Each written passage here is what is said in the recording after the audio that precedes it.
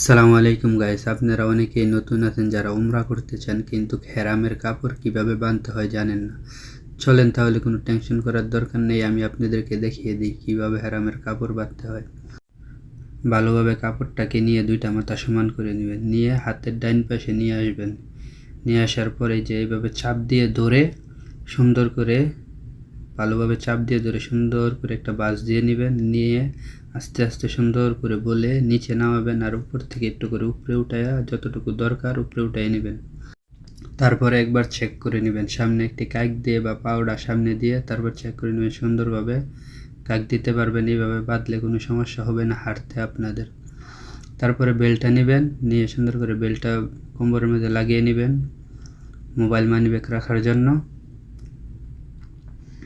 লাগানোর পরে যে দ্বিতীয় কাপড়টা নেবেন, নিয়ে যেভাবে উপরে দিয়ে দিবেন। আর যেই সময় আপনারা তাওয়াফ করতে যাবেন, এই যে তাওয়াফ করার সময় কাপড়টি এভাবে সুন্দর করে নামিয়ে উপর দিয়ে দিবেন।